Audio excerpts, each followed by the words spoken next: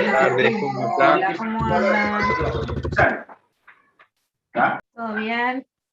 ¿Todo en orden? ¿Cómo andan, chicos, chicas? Hola, buenas tardes, Carlos, Nancy. ¿Qué tal? ¿Cómo Tardes. andan? ¿Cómo ¿Cómo anda andan? Bien, Javier? bien, Muy bien, bien. todo bien. Bien, ¿qué vamos a decir? Condenados al éxito.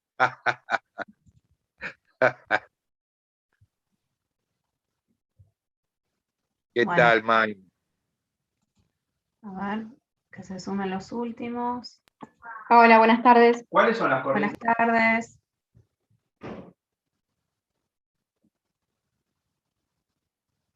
A ver,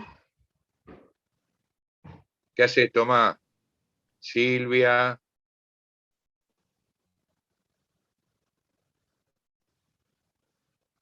Verónica, Camila, buenas tardes. Hola, profe. Mm, bueno, ahí ¿Cómo estamos andan? todos, ¿eh? Estamos todos. Bueno, bienvenidas, ¿Cuántos, bienvenidos a una nueva cuántos clase. somos, Nancy? ¿Cuántos somos? Y somos 111 hoy, un montón. Bien, Sí, la verdad que sí. muy bien. Bueno, como siempre empezamos con las dudas, si tienen algunas dudas, algunas preguntas, algo, alguna duda de los parciales, de los finales, aprovechemos este ratito antes de empezar la clase de hoy, o con el tema de hoy, ¿no? Hola, profe. Hola, ¿cómo estás, Camila? Bien, ahí estábamos hablando en el grupo, teníamos bien la duda de si al final era todo el módulo 2 o bueno, del 6 al 9 de días, que lo otro como No, que entró en la segunda parte. no, es En la todo el primera módulo parte. 2, es todo el módulo 2, todo el módulo 3, ¿Y con el sus 3, el anexos anexo también? también, Ah, sí. ok. Y el sábado sigue en pie la clase, ¿no? Sí, el sábado sigue en pie. Sí, sí, Ah, el ok, sábado a las 10 de la mañana.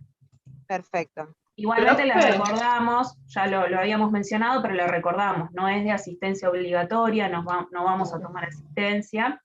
Sin embargo, vamos a dar algún temita que nos quedó por ahí colgado, que no lleguemos en la clase de hoy, lo vamos a profundizar la clase del sábado.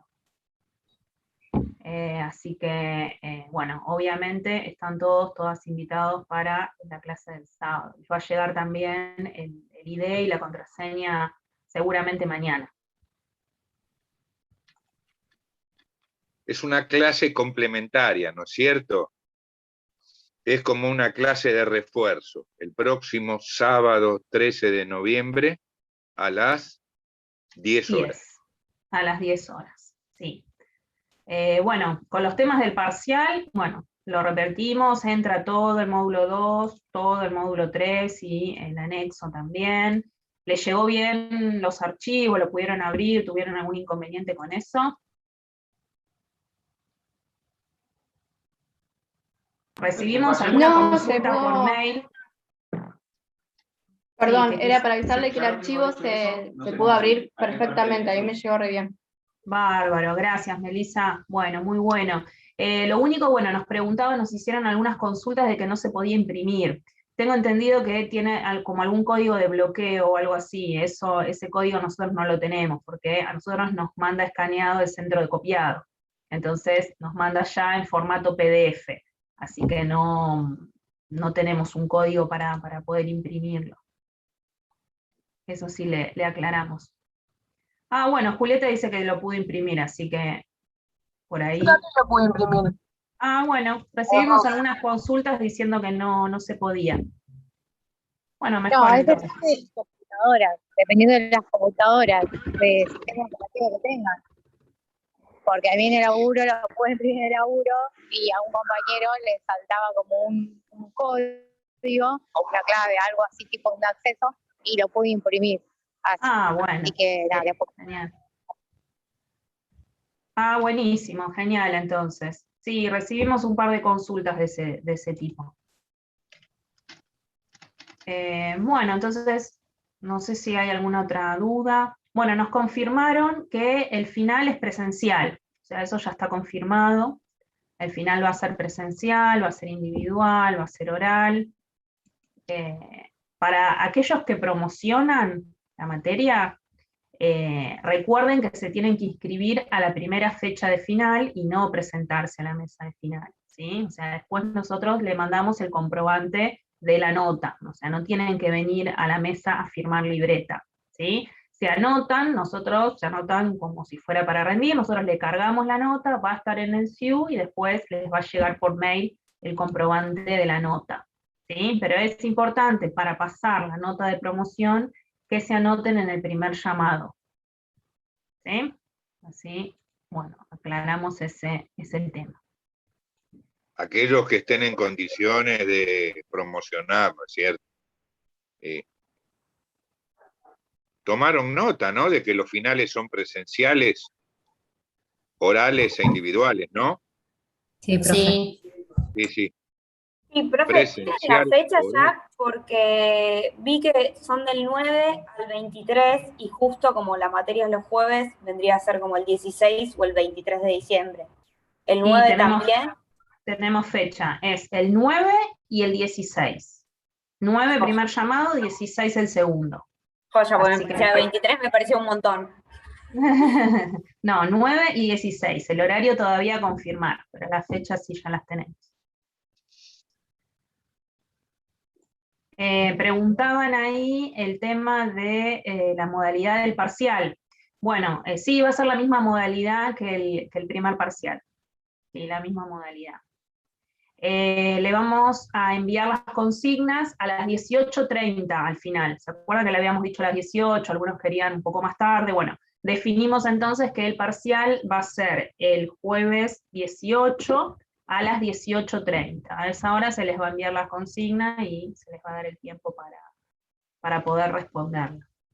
Recuerden después, es muy importante que tengan el recibido, ¿sí? O sea, en 1 hora y media, más o menos 2 horas luego de que finalice, tener el recibido y si no, bueno, nos escriben.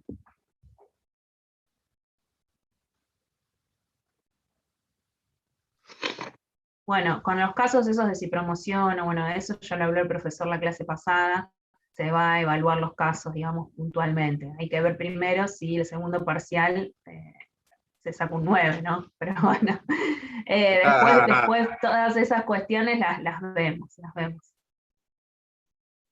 El parcial, para Florencia, a ver si va a durar más el parcial. Yo creo que va a durar menos, porque la parte de la ley es mucho más rápida todavía. No sé, no lo definió Miguel todavía, pero creo que la parte de la legislación y todo es mucho más rápido para responder. Tenemos la mitad histórica y la mitad de la ley, entonces, digamos, tenemos ahí, pero no, calculamos que va a ser el tiempo, el mismo tiempo que en el primer parcial. Sí. Todo a desarrollar, o la parte del Editorial Choice, bueno, eso no está definido todavía, no lo sabemos, así que. El final es oral, ya lo dijimos. Bueno, hoy vamos a empezar con la ley 23.551, ¿sí? Vamos a ver hasta dónde podemos avanzar con la ley. Si nos queda algo, el sábado vamos a retomar con la ley, y además vamos a hablar de huelga, vamos a hablar de encuadramiento sindical y convencional, vamos a ver si nos queda un ratito como para hacer el cierre histórico, ¿sí? Ustedes saben que en los archivos que le enviamos, que en realidad son 2 archivos, son 2 módulos 3, y lo dividimos así porque una parte es la de legislación laboral, que vamos a empezar a tratar esta clase, y otra es como el cierre de la parte histórica, ¿no? En la primera parte ustedes van a tener unas notas de la caída del muro de Berlín, no sé si lo pudieron ver, pudieron chusmear algo de eso. Sí. Bueno, eso está bueno, son algunas notas con algunas historias, ¿no? que sirven mucho a los efectos de ejemplificar, ¿no? O sea, cuando se contextualiza ese periodo histórico en relación a las organizaciones sindicales y demás, bueno, esas notas sirven mucho para ejemplificar, para contextualizar, ¿sí? Obviamente, Profe, no sé, ¿es lo de los diarios? Claro, sí, las notas periodísticas, ¿sí? Con las distintas Sí. historias. Después tienen un texto que es de Zenén González, que se llama La lucha continúa. que va del periodo 1989 al 2001, y después tienen otro del 2001 al 2003, ¿sí? El profesor Briscas dio, ¿sí?, un pantallazo al final de la clase pasada sobre este tema, ¿sí? Les pedimos que lo lean. Si nos queda un ratito el sábado, por ahí él quiere hacer el cierre de este periodo. Veremos cómo estamos de tiempo. Pero bueno, igualmente, digamos, es la historia, la parte más reciente de nuestra historia, no creo que tengan mayores dificultades con eso, ¿no? Y después tienen un texto que se llama La representatividad en la empresa, que es de Pablo Comeglio, que habla específicamente de la parte práctica, de la aplicación práctica de la ley 23.551. Así que está muy bueno para complementar con lo que vamos a ver hoy de la ley, ¿no? Está bueno para complementar eso.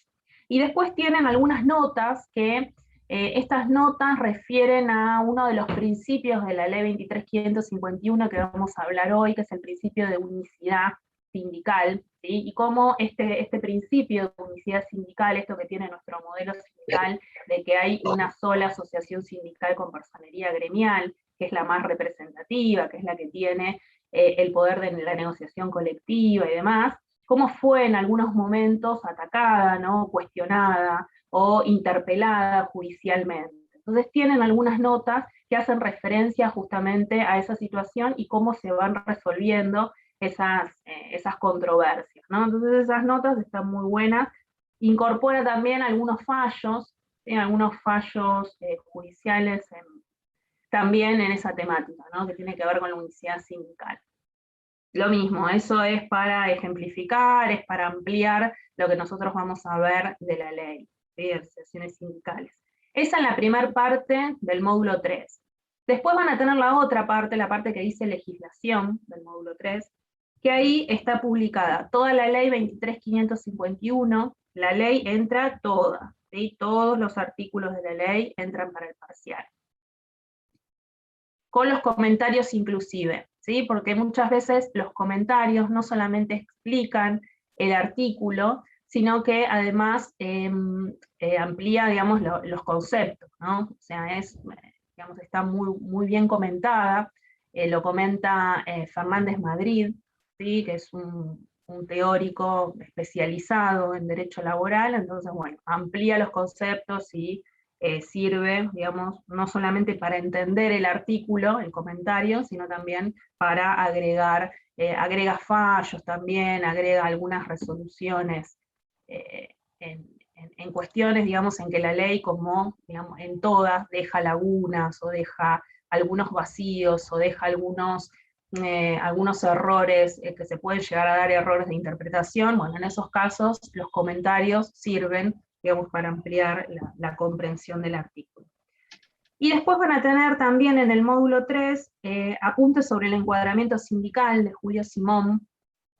Bueno, eso lo vamos a ver la clase que viene, la clase del sábado, y va a hablar específicamente de los conflictos por encuadramiento, sindical o convencional. Vamos a ver qué es eso, ¿sí?, qué tipo de conflicto laboral es, un conflicto de encuadramiento tanto sindical o convencional, cómo se resuelve cada uno de ellos, ¿sí? Si quieren adelantar la lectura para el sábado, es este texto, el de Julio Simón. Después van a tener otro texto de Amanda Caubet, que habla de los conflictos colectivos de trabajo, ¿sí? Este texto es teórico de las huelgas, ¿sí? Habla de los distintos tipos de huelga, qué características tienen cada una, también da algunos ejemplos, algunos fallos también de conflictos colectivos, así que eso también lo vamos a ver la clase del sábado. Y después cierra el módulo, esta parte de legislación del módulo 3, con un texto de Grisolía, que el texto de Grisolía yo les sugiero que lo complementen con la ley y con los comentarios de la ley, ¿sí? Porque hace una explicación bastante completa, una interpretación bastante completa de los principios de la ley, que ahora los vamos a ver, y también detalla como los temas más importantes de la ley, ¿no? Al mismo tiempo que lo amplía, lo ejemplifica, bueno. Entonces, le sugerimos que este texto de Grisolía lo complementen con la lectura de los artículos y los comentarios de la ley. Y bueno, ahí cerraría todo lo que es el módulo 3, las dos partes. No sé si quedó alguna duda del módulo anterior, o alguna pregunta que quieran hacer antes de empezar.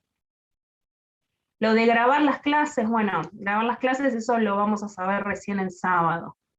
No, todavía no tenemos la autorización para hacerlo. Respecto a los temas que entran, bueno, entran todo el módulo 2, todo el módulo 3, con los anexos.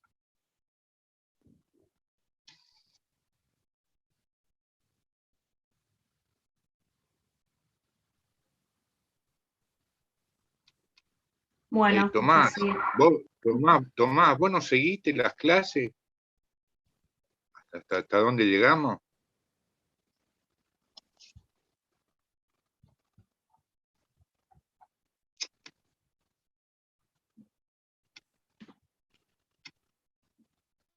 Bueno, no sé si tienen alguna pregunta más.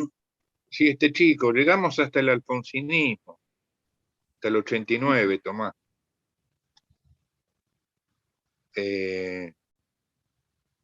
Yo permitíme, Nancy, hacer una sugerencia. Vayan leyendo a poco, chicos, porque se van acumulando los temas. Entra todo el módulo 2, entra el todo módulo 3. Después por ahí también de lo que pude pescar hay una pregunta que dice si son preguntas concretas de la ley. Tal vez se ponga algún caso o algún ejemplo. Por ejemplo, pienso en este momento sobre encuadramiento sindical o convencional. Pero en principio, sí, las respuestas son concretas sobre la ley. ¿Qué funciones cumple el delegado de personal? ¿A quién representa, por ejemplo? Y bueno, nada, eso surge concreto, por ejemplo, del artículo 40 de la ley. Sí, muchas preguntas van a estar definidas y orientadas hacia responder en forma concreta en base a la legislación de asociaciones profesionales o ley de asociaciones sindicales, como más prefieran llamarlas, ¿no?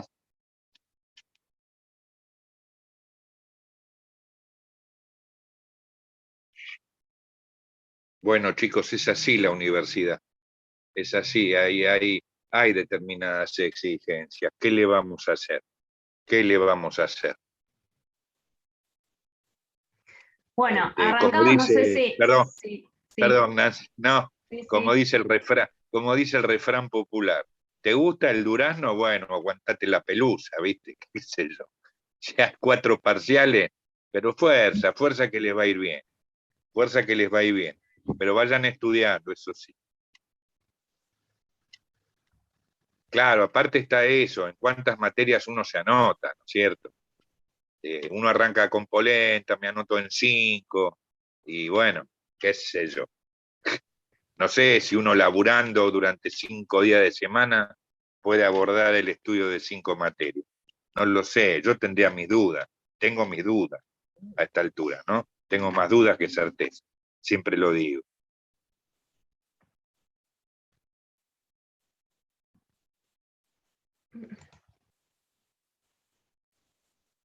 Bueno, arrancamos entonces con la ley, si no hay dudas de lo anterior. Sí, ¿Parece? sí. Bueno, nos metemos entonces con la ley 23.551, es la ley más importante del derecho colectivo, del derecho laboral colectivo. ¿Sí? Esta ley, la 23.551, ya toda la parte histórica vimos el contexto, cómo surge, ¿sí? Y por eso es tan importante, digamos, comprender la parte histórica para entender algunos artículos de la ley, sobre todo el primero. Fíjense qué llamativo que el artículo 1 de la ley empiece con el concepto de libertad sindical, ¿no? Después de todo el recorrido histórico que nosotros vimos, que pasó el movimiento obrero, para llegar, digamos, a esta ley y que el artículo 1 hable de libertad sindical, ¿no? No es menor. Esta ley va a regular el funcionamiento de las asociaciones sindicales, el funcionamiento interno, los derechos individuales de los trabajadores y los derechos colectivos, Va a regular también aspectos formales de la constitución de una asociación sindical, va a regular también las distintas clasificaciones de una asociación, ¿sí? Nosotros vamos a arrancar con los principios de esta ley. ¿Se acuerdan de la ley de contrato de trabajo que tenía algunos principios que eran estas directrices, ¿no? Que surgían de la ley y que servían para aplicar a casos concretos o a casos específicos o cuando había dudas?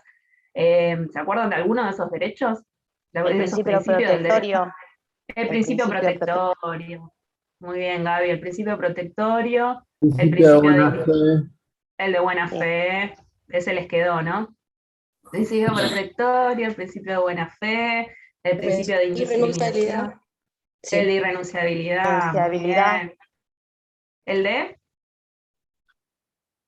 Ay, no te escuché, Gaby. El de indemnidad. Irrenunciabilidad había dicho justo con la compañera. Claro, sí, muy bien. Había uno que era a favor del trabajador, si no me equivoco. El protectorio. No otro. Creo que una compañera lo dijo, indubio properario ese. Claro, sí, el Indubio indubio properario. properario era parte del principio protectorio, con el de la norma más favorable, la condición más favorable.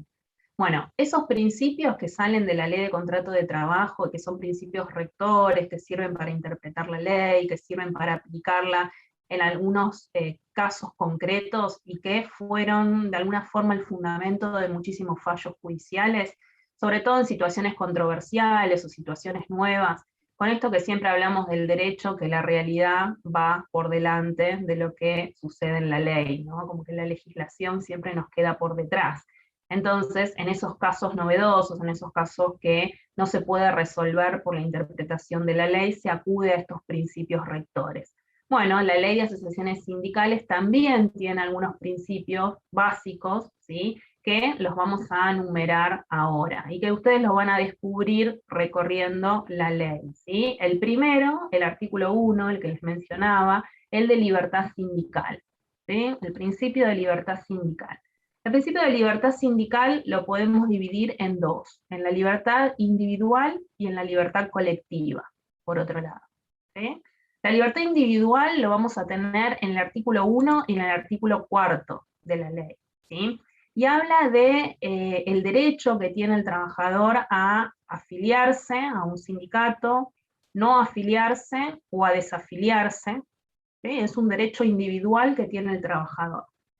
Afiliarse, no afiliarse, desafiliarse, por ejemplo, ¿no? Después vamos a encontrar, digamos, otras partecitas de distintos artículos que vuelven, ¿sí?, a este concepto de la libertad sindical.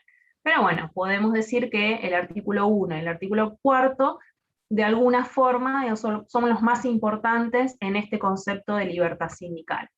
Una vez que nosotros ahora veamos los principios, vamos a ir recorriendo los artículos de la ley. Nosotros en los prácticos, ¿no, Carlos? Agarramos la ley y empezamos artículo por artículo a explicarle, a hablarle de los comentarios. Obviamente, digamos, en este tipo de clases nos resulta muy difícil hacer este práctico, pero bueno, vamos a tratar de hacerlo con aquellos artículos más importantes o que consideramos que quizás puedan llegar a tener algún tipo de dificultad en la comprensión. Otros los vamos a pasar, igual van a entrar todos, igual les decimos que lo lean y que el sábado, si hay alguna duda en relación a alguno de esos artículos, lo vemos, ¿sí? Bueno, después tenemos la libertad. Sí, Carlos. No, perdóname que me pega el viejazo. A mí me interesa mucho el artículo 3 de la ley 23.551, porque la cuestión está en definir cuáles son los intereses de los trabajadores, ¿no es cierto? Y acá en el artículo 3 queda expresamente definido. Y la emoción, el entusiasmo es por lo siguiente, ¿no es cierto? Que hay que ver si en toda situación y en cualquier circunstancia se cumple. El artículo 3 dice así: entiéndese por interés de los trabajadores todo cuanto se relacione a sus condiciones de vida y de trabajo. La acción sindical contribuirá a remover los obstáculos que dificulten la realización plena del trabajador. Fíjense en ustedes que no pone en primer término el concepto trabajo, sino que se pone en primer término el concepto vida, ¿no? Es decir, está dando este artículo, la ley está definiendo los intereses, las características de cuáles son los intereses de los trabajadores. Entonces, tiene tal magnitud, tal llegada, tal alcance la cobertura, que pone el término vida primero. Es decir, no es solamente en la situación de trabajo, sino en todo aquello que tiene que ver con la vida del trabajador. Y acá entran un montón de cuestiones que no daría el tiempo para empezar a definirlos, ¿no? Pero me parece importante. Sí, y además en este mismo artículo 3º da la facultad, porque dice, la acción sindical contribuirá a remover los obstáculos que dificulten la realización plena del trabajador. O sea, de alguna forma da la facultad y da la potestad que a través de la acción sindical se puedan remover esos obstáculos que hace que no se cumplan justamente con el beneficio, digamos, el interés de los trabajadores en cuanto a la vida y en cuanto al trabajo, ¿no? Esto, digamos, es un artículo también para analizarlo quizás hasta sociológicamente, ¿no? Cuando nosotros escuchamos, bueno, ¿por qué un sindicato, por qué representantes sindicales pueden opinar acerca de la economía, ¿no? O acerca de la inflación, o acerca de otros temas como la inseguridad y demás? Porque, bueno, justamente este artículo establece, ¿no?, esa facultad.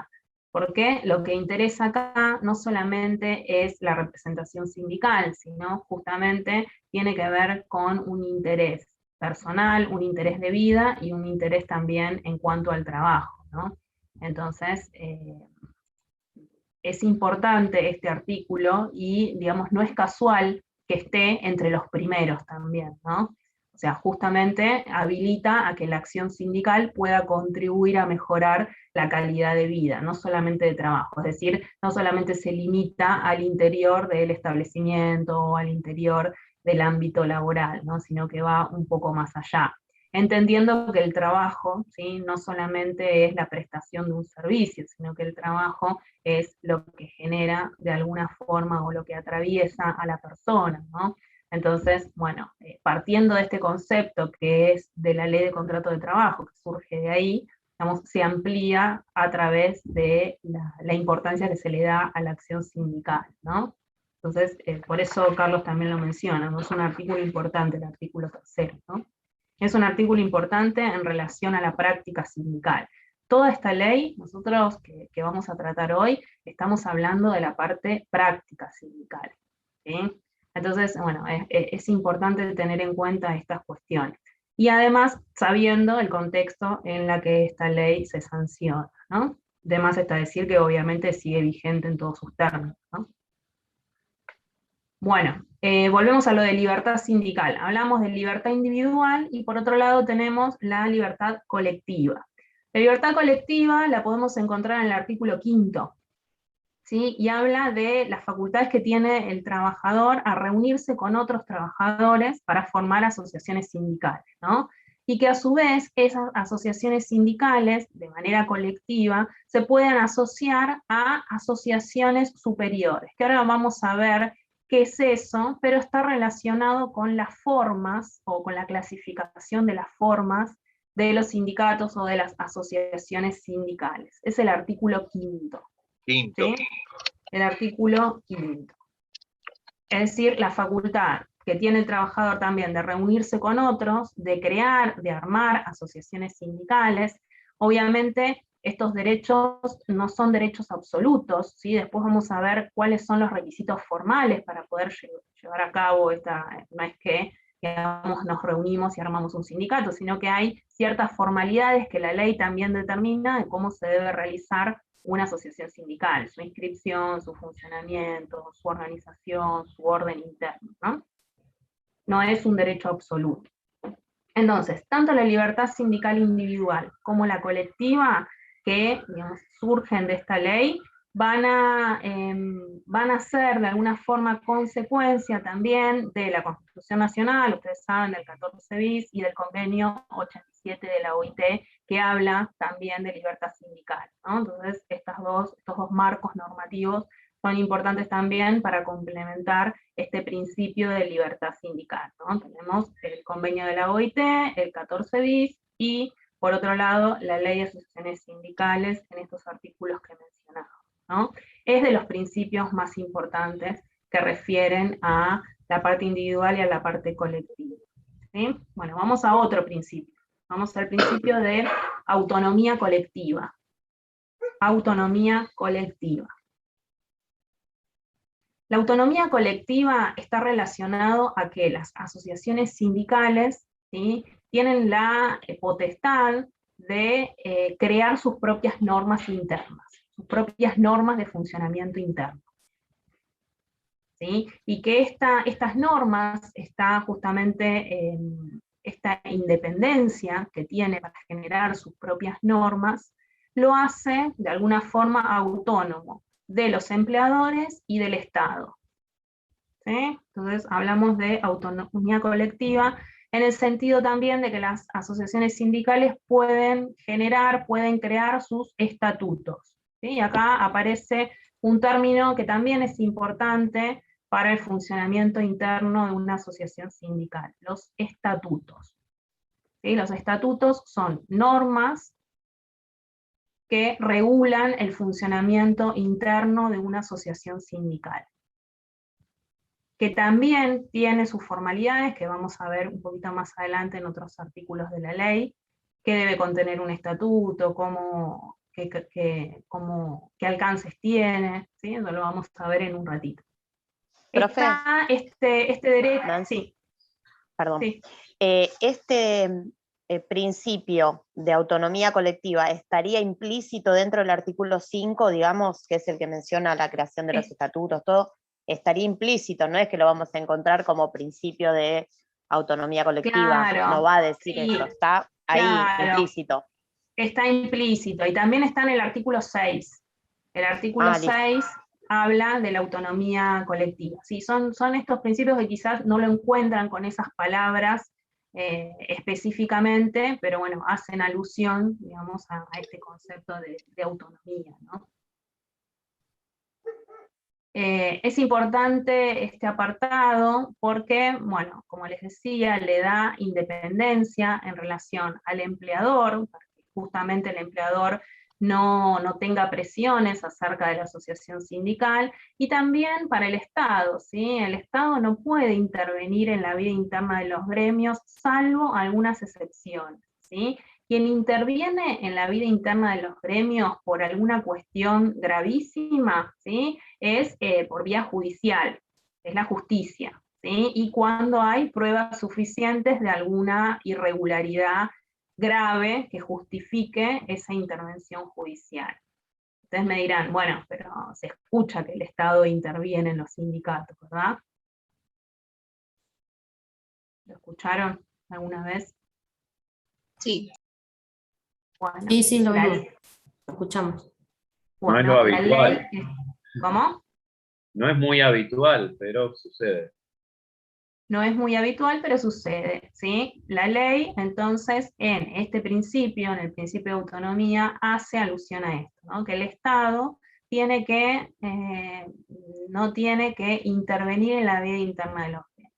Solamente la autoridad de aplicación administrativa, que es el Ministerio de Trabajo, tiene algunas facultades que tiene más que ver con el contralor de las obligaciones de las asociaciones sindicales y no en relación a su funcionamiento interno, ¿sí? Entonces esto es importante y vamos a ver, porque también hay un artículo que establece cuáles son las facultades del Ministerio de Trabajo y cuáles son las facultades de la justicia, ¿sí? Entonces, en ese sentido, la ley también es bastante clara, ¿no? Pero en relación a la vida interna de los gremios, ¿a qué llamamos vida interna de los gremios? A la creación de sus propios estatutos, que son estas normas que regulan su funcionamiento, en relación a sus medidas de lucha, de huelga, siempre y cuando sean legítimas, eso, bueno, vamos a ver la clase que viene, cuáles son legítimas, cuáles no. En cuanto a, por ejemplo, el establecimiento de la cuota sindical, ¿sí?, a todo lo que es las elecciones que tienen que hacer dentro de la vida interna de los gremios, en eso el Estado no puede intervenir, como tampoco en las decisiones políticas, ¿sí? En las decisiones de organización o de planificación que tiene que ver con la vida interna de los gremios. Entonces, Sí. este principio, sí. No, Nancy, discúlpame. No, para vamos a ver dentro de un rato, el sábado, hay dos órganos fundamentales en la vida democrática interna de un sindicato que se expresa a partir de la conformación de las asambleas, los llamados, las convocatorias a asambleas y la convocatoria a congresos, ¿no? Tanto las asambleas ordinarias, extraordinarias, como los congresos son expresión máxima de esta vida interna, de la libertad de esta vida interna, ¿no? Que pasa por cuestiones consultivas, siempre por cuestiones consultivas y organizacionales internas. Esto quería decir. Sí. Bueno, otro de los principios es el de democracia sindical. Democracia sindical, ¿no? Es otro concepto también importante, al igual que el de libertad, al igual que autonomía. La democracia sindical tiene que ver con la posibilidad que tienen los trabajadores de elegir a sus propios representantes de una manera democrática, libre, en voto secreto, ¿sí? En elecciones libres.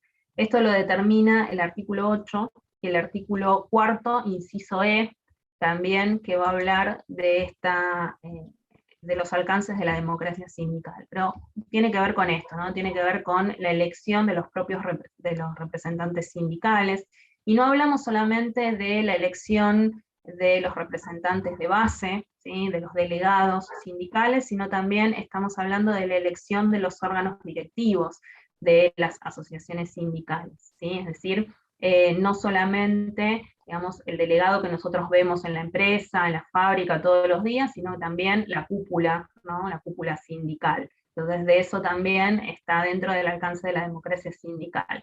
Artículo 8 y artículo 4, inciso E. También hace alusión a este principio. Ahora igualmente vamos a avanzar específicamente en el artículo 8, ¿sí? En un ratito. Quiero terminar con los principios y después vamos a los artículos bien, qué es lo que dice. Otro de los principios es el de pureza. Pureza. Y este es un artículo, es un principio bastante controversial también, ¿no? Cuando se habla de pureza sindical. ¿A qué se hace alusión? A que la pureza quiere decir que los sindicatos tienen que estar conformados por trabajadores, ¿sí? Solo se admite sindicatos de trabajadores. Si hablamos de sindicatos, la ley dice que debe ser sindicatos de trabajadores. Si es una agrupación, si es una asociación, ¿sí? Por ejemplo, desocupados, ¿sí? Bueno, la ley no los define como sindicato, ¿sí? Para que sea un sindicato, por este principio de pureza sindical, tiene que estar conformado por trabajadores, ¿sí? Eso lo establece el artículo 5 y el artículo 2. ¿Sí? El artículo 2, que justamente dice que el objeto de las asociaciones sindicales es la defensa de los intereses de los trabajadores.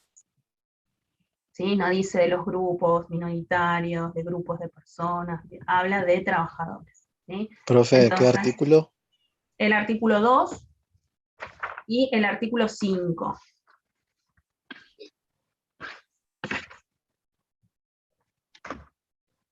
Entonces, bueno, el principio de pureza justamente habla de eso, que también creo que tiene algunas notas que habla de esto, ¿no? De que ponen en cuestionamiento por qué algunas agrupaciones, por ejemplo, de desocupados, de jubilados, no se pueden marcar dentro de una confederación general del trabajo, ¿no? ¿Por qué no pueden conformar un sindicato? Bueno, justamente porque de alguna forma la ley de asociaciones sindicales en este sentido es clara y dice que los sindicatos es de trabajadores, ¿no? Hay varios fallos también que hablan de esto. Bueno, después es otra cuestión, digamos, analizar y modificar estos aspectos de la ley, ¿no? Ya va por otros carriles, pero en cuanto a la interpretación de estos artículos es bastante clara, ¿no? Bueno, otro de los principios es el de indiscriminación. Bueno, este es un principio, digamos, que también lo vimos en la ley de contrato de trabajo, ¿no? está en el artículo 7. Bueno, habla que no se puede hacer diferencias de ningún tipo por raza, ideológicas, políticas, credo, sexo, nacionalidad. Este es fácil. El otro principio es el de independencia económica. Que el de independencia económica, de alguna forma, lo podemos vincular con el principio de autonomía, ¿no? Porque la independencia económica dice que los sindicatos tienen que generar mecanismos para poder subsistir y para poder, de alguna forma, mantener este principio de autonomía, ¿no? La autonomía en relación al Estado, en relación a las empresas. Entonces, bueno, este principio, de alguna forma, también está vinculado a la facultad que tienen las asociaciones sindicales de establecer las cuotas, ¿sí? Las cuotas a los afiliados, las cuotas a los trabajadores. Entonces parte de este principio de la independencia económica, ¿sí? Que es el mismo sindicato el que se va a sustentar económicamente justamente para, de alguna forma, poder tener autonomía sindical, ¿no? Profe, Sí. ¿qué artículo sería ese, el de Eso iba. El artículo 9 y el artículo 37, ¿sí? Hablan de independencia económica. Y la independencia económica no solamente es del Estado, no solamente del empleador, sino también de los partidos políticos. ¿Sí? Dice que tiene que tener independencia los partidos políticos, independencia económica, ¿no? Es decir, que no puedan recibir dinero ni de empresas, ni de partidos políticos, ni del Estado. Bueno, el otro principio es el de unicidad sindical.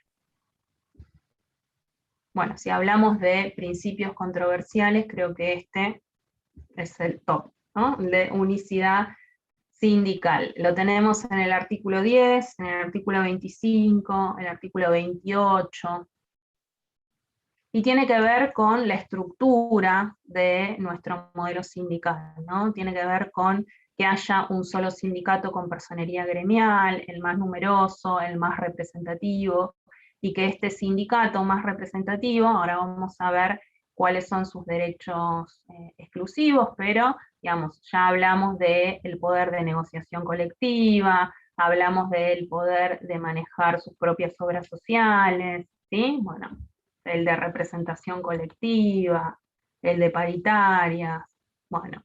Nuestro modelo sindical prevé a través de este principio que un solo sindicato, un solo gremio más representativo tenga estos derechos exclusivos, ¿no?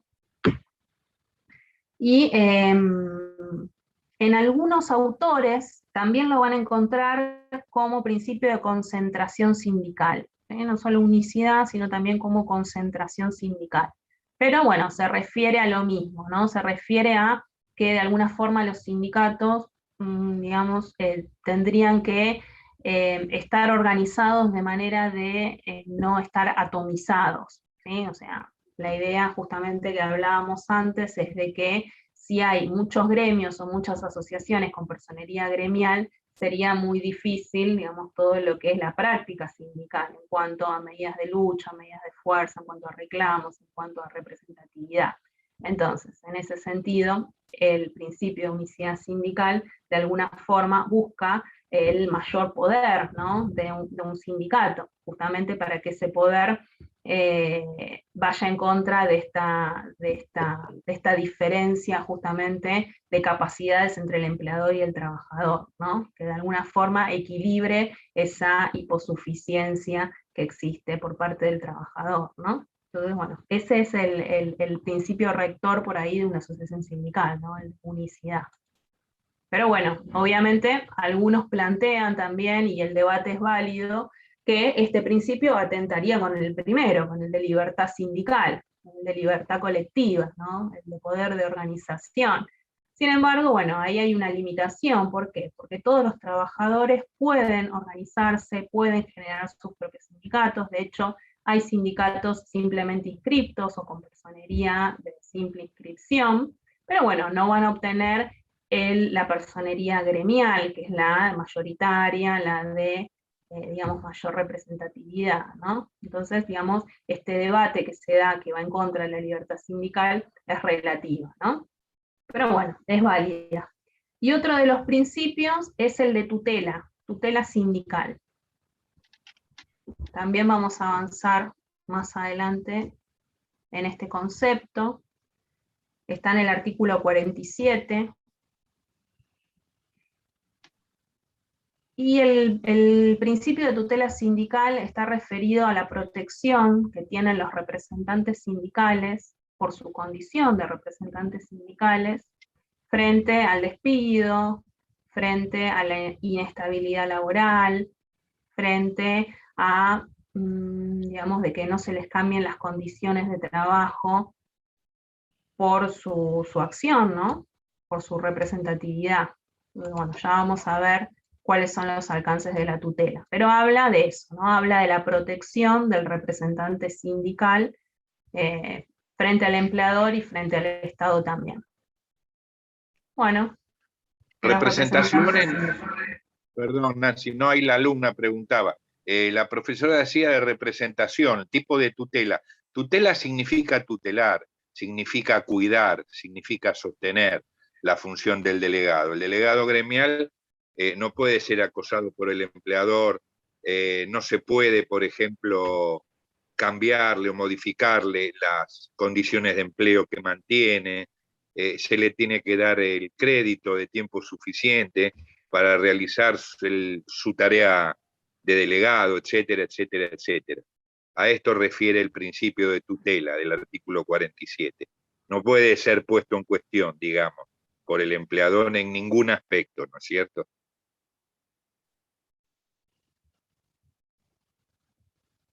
Inclusive vemos cuando, qué pasa, ¿no? Que hay un caso, hay un fallo, hay un comentario en uno de los artículos, qué pasa cuando el representante sindical, el delegado que es elegido democráticamente, que está en un mandato formal, bueno, comete algún incumplimiento laboral que justificaría, ¿sí?, el despido con justa causa, ¿no? O sea, ¿qué pasa si más allá de las funciones de representación sindical comete, ¿sí?, algún acto, alguna omisión que, digamos, justificaría su despido?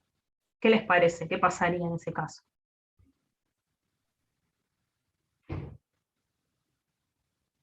No se puede hacer por vía administrativa, es por vía judicial. Muy bien, Jimena, muy bien.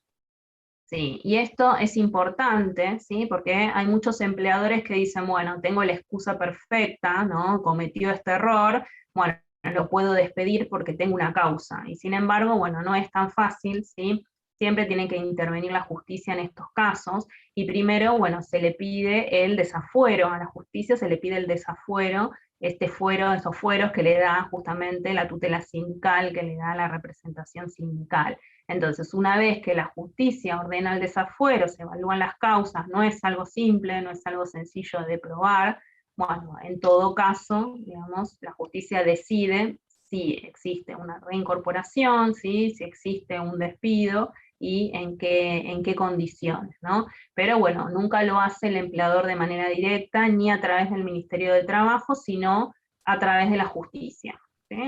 Esto es importante. Fíjense hasta dónde llega este principio de tutela sindical, ¿no? O sea, más allá de que existiera un fundamento o una causa formal probada, bueno, no, tampoco, digamos, se puede recurrir a un despido con justa causa en un sentido administrativo, digamos, como con cualquier otro trabajador, sino que se debería ir a la justicia en este caso, ¿no?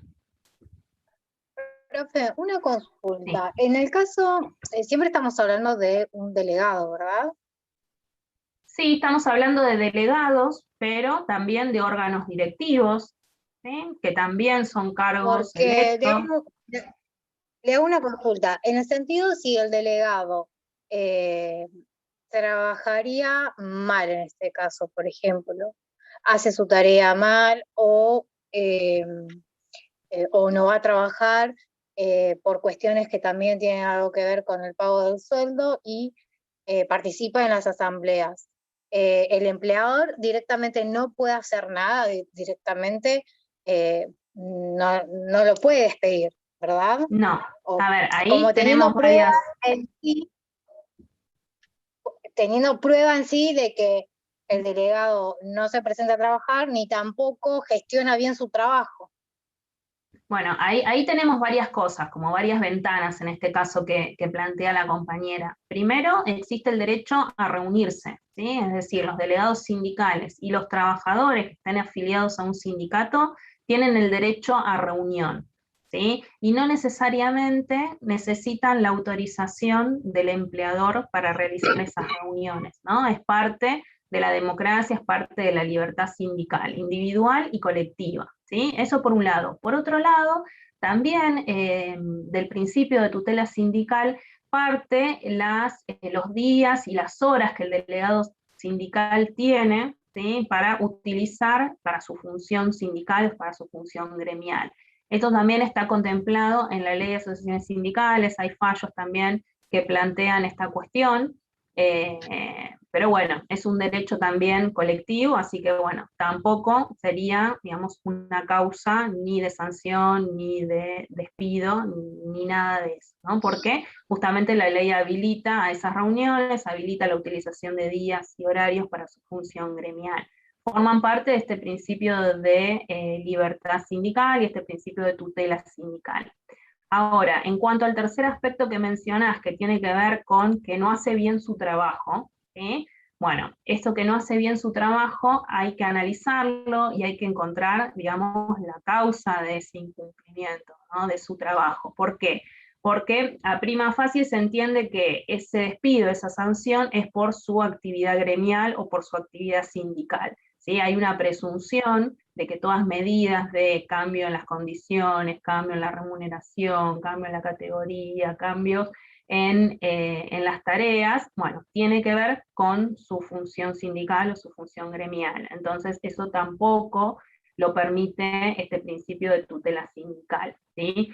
Solamente, digamos, es por causas graves, ¿sí? Por causas graves, esas causas graves tienen que estar muy bien probadas, y tienen que estar probadas en la justicia y ser la justicia que determine. Porque si no, bueno, sería muy fácil violar estos principios de tutela sindical y de libertad, ¿no? Entonces, justamente estos mecanismos son para eso, ¿no? Son para evitar el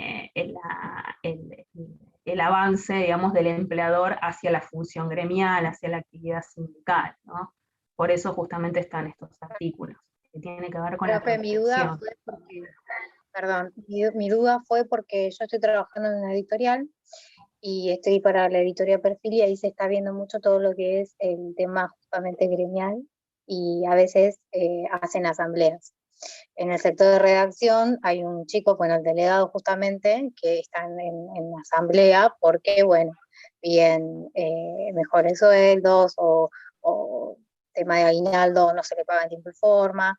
Y bueno, la cuestión de que este chico, pues yo estoy en la parte de tesorería, y este chico por ahí me tiene que cargar facturas y no carga bien las facturas, o sea, como que traba muchas cuestiones. Entonces, eso tiene que ver, yo pensaba de que por ahí puede ser una, ¿no? De las que los empleadores pueden decir, bueno, este chico no me sirve, no está trabajando bien, aparte de que está integrando que sea un delegado. O sea, a pesar de que esté mal, esté haciendo mal su trabajo, no tienen derecho el empleador a echarlos. Claro, no. ¿Es así? No, es así. Es así porque tienen la protección sindical. Después, bueno, hay que hilar muy finito a qué llaman que no está haciendo bien su trabajo, ¿no? Ahí ya vamos a la parte de recursos humanos, ¿no? ¿Qué es lo que está pasando con esa Profe. persona que no está haciendo bien su trabajo? Sí. Y con respecto a las faltas, por ejemplo, en mi trabajo, se lo justifican pasando comisión gremial. O sea, Claro. con respecto, o sea, si falta, el gremio mismo lo justifica pasando comisión gremial, o sea, está justificado. Sí, sí, sí, se justifica y no se le Sí. puede descontar la remuneración por eso. Sí, justamente porque, bueno, tienen esa potestad, ¿no? Porque se supone que esos días y esos horarios que no está realizando tarea, se está dedicando a su función gremial, ¿no? Sí, no sé si estoy en lo correcto, pero creo que de la franja horaria o de las 8 horas diarias, 4 pueden dedicarse digamos, a la función gremial, como no estar en sus tareas, sino estar ahí con el gremio. Bueno, la ley en ese caso, digamos, no contempla una cantidad de días o una cantidad de horarios específicos, ¿sí? Sino que, bueno, lo deja de alguna forma a la organización interna de los gremios, ¿sí? Y también mucho de eso tiene que ver con la negociación colectiva, con las partes, con el acuerdo de partes entre el sindicato y los empleadores, ¿no? Pero bueno, que tienen la protección de esos días y de esos horarios, los tienen, ¿no? No una cantidad específica. Profe, respecto a las sanciones, ¿también son inmunes? También, las sanciones, a ver, tienen que justificar por qué se sanciona, tiene que estar probado, sí, también, porque ustedes saben que la sanción es la puerta, digamos, al despido. O sea, cuando se empieza con las sanciones, tiene que ver con eso, ¿no? Entonces, Muchas bueno, veces es para corregir actitudes o, yo qué sé, no siempre es la puerta al despido. A veces es sí, una manera de corregir, de esto no sí, se hace. pero si no se corrige es un antecedente que sirve para un despido con causa. Entonces, digamos, más allá de que la intencionalidad, digamos, esa sanción sirve, digamos, para un futuro despido con causa. Entonces, digamos, también tiene que estar probado, todo eso tiene que estar probado, ¿no? La sanción también, como decíamos antes, se entiende, ¿sí?, que es por su acción sindical o por su acción gremial, porque justamente está este principio de tutela que los protege, ¿no?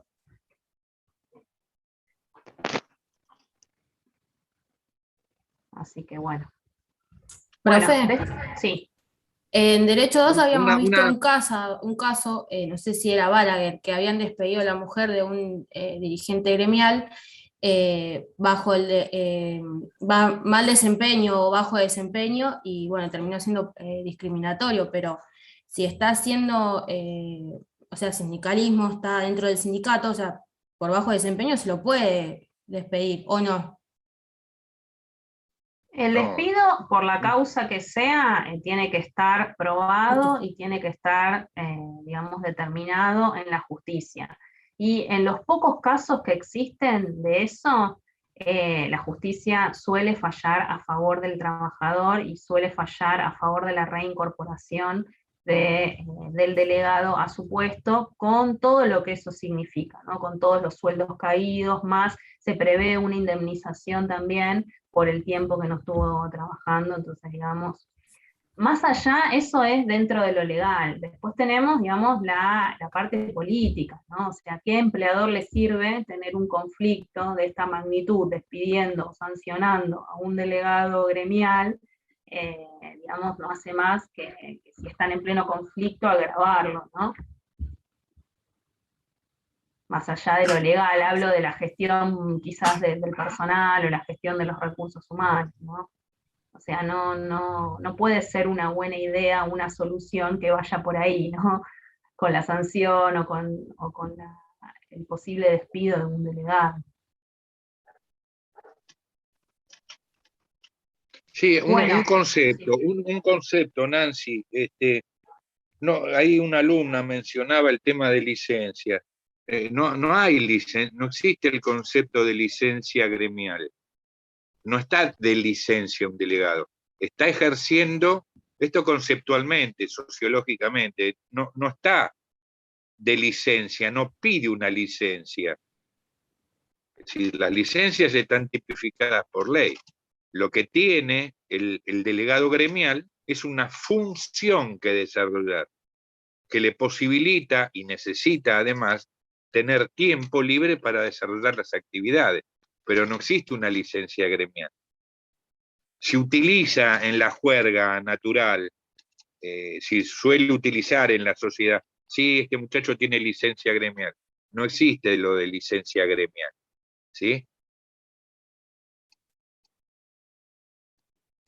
Bueno, y para finalizar lo de los principios, hay uno, ¿sí?, que está un poco soslayado, pero que también es importante, que tiene que ver con el principio de subsidiariedad.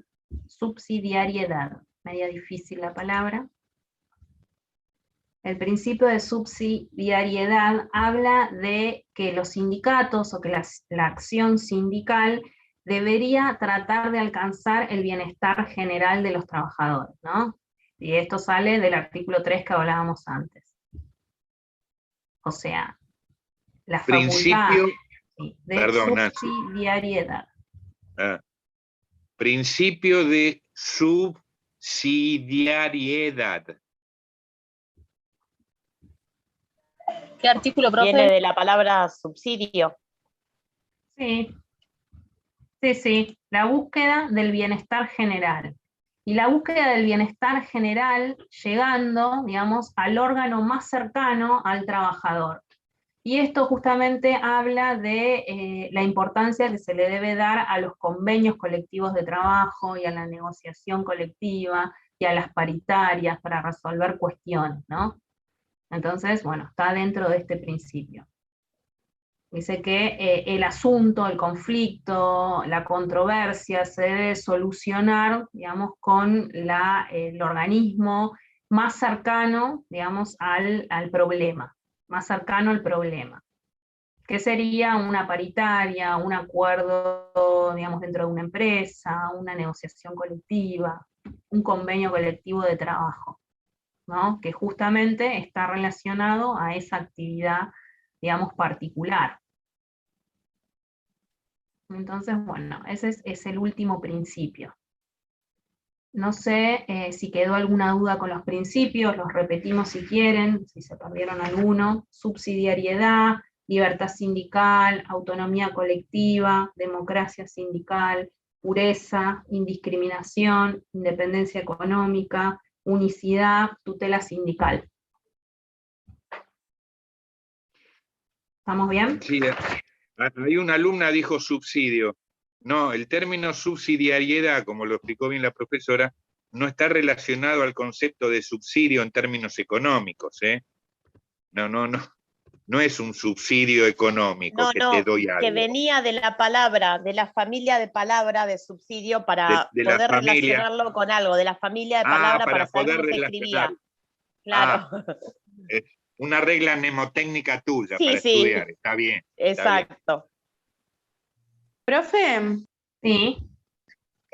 Recién, bueno, mientras iba mencionando los principios, algunos decía que tenía cierto, o sea, eran en base a ciertos artículos, ¿no? Sí. Los artículos que no mencionó, todos tienen una base de principios, pero... Sí, claro. Sí. De hecho, claro, van a acá encontrar... noté 14, pero son más, y los otros, bueno, no es que no tendrían la importancia, pero estos son los más relevantes en base a los principios, los que más llaman. Claro, son los más relevantes. Después, estos principios, digamos, son como la esencia de toda la ley. O sea, después Claro. hay artículos que son más formales, o sea, que tiene que ver con las formalidades. Pero bueno, también de alguna forma está el espíritu de estos principios en toda la ley, ¿no? Perfecto, entonces, profe. Bueno, no sé si hay el de subsidiariedad, que lo explique otra vez. Bueno, tiene que ver con la búsqueda del bienestar general de los trabajadores, no solamente en su parte laboral, sino en su parte personal también, y que las cuestiones, los problemas, los obstáculos que atentan contra ese bienestar general, dice que se debe solucionar con el instituto, o con el organismo, o con las facultades más próximas al problema. ¿Sí? Entonces, de alguna forma valoriza el convenio colectivo, la negociación colectiva, las paritarias, ¿no? Porque, bueno, justamente cuando hay algún obstáculo en relación a una actividad particular, bueno, ¿qué es lo más cercano? Bueno, justamente la negociación colectiva de esa rama de actividad, ¿no? Entonces, a eso se basa, o eso quiere decir con este principio.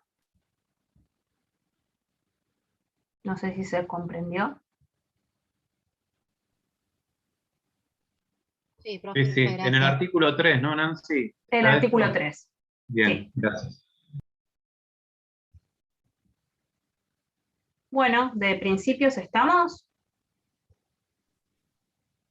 El de unicidad sindical, bueno, unicidad viene de único, que dice que hay un único sindicato por rama de actividad, esto es lo que determina nuestro modelo sindical argentino también, un solo sindicato por rama de actividad más representativo. es decir, que tiene la mayor cantidad de afiliados cotizantes, ¿sí? Entonces, esto quiere decir que al tener la mayor cantidad de afiliados cotizantes, tiene la mayor cantidad de trabajadores afiliados, entonces, en ese sentido, es el más representativo. Ese sindicato es el que va a obtener lo que se llama la personería gremial, que ahora en un ratito vamos a eso. Como ATE y UPCN.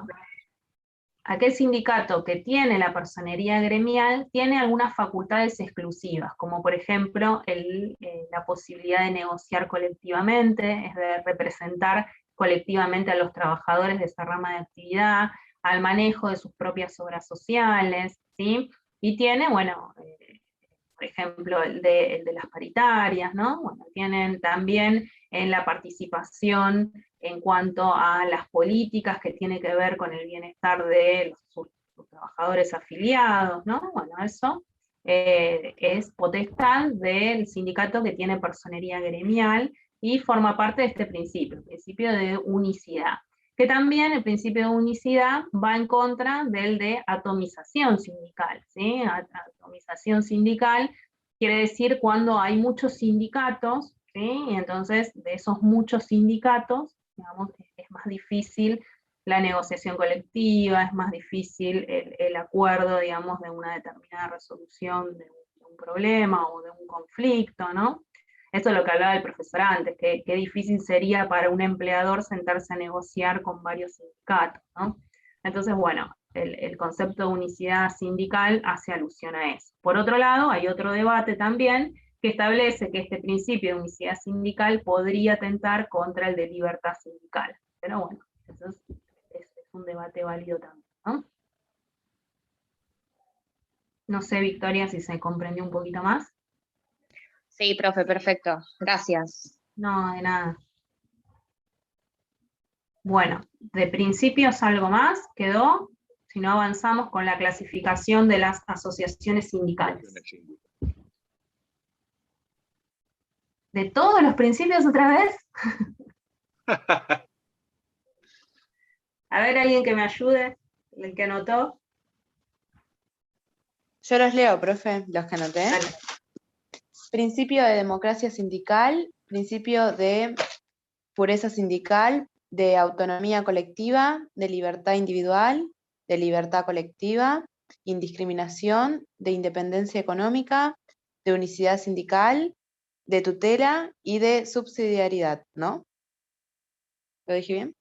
Perfecto. 10 y bueno, y en total los que puse al costadito más o menos son 14 artículos los más representativos. Genial, muchas gracias. De nada. Bueno, vamos con la clasificación de las asociaciones sindicales. ¿Cómo se clasifican? Y vamos a tener en principio dos clasificaciones y después vamos a agregar una más. La primera tiene que ver con los tipos de asociaciones sindicales. ¿Cómo se clasifican según los tipos de asociaciones? Y tenemos tres. Tenemos aquellas asociaciones que reúnen a trabajadores de una misma actividad, aquellos que reúnen a trabajadores de un mismo oficio, o aquellos que reúnen a trabajadores de una misma empresa. Entonces tenemos sindicatos por actividad, por oficio o por empresa. Y esa es la clasificación de los tipos de asociaciones sindicales, que también siempre se confunde, sobre todo en los finales. Diga los tipos, te dicen las formas los tipos, ¿no? Tipos tiene que ver con actividad, oficio o empresa.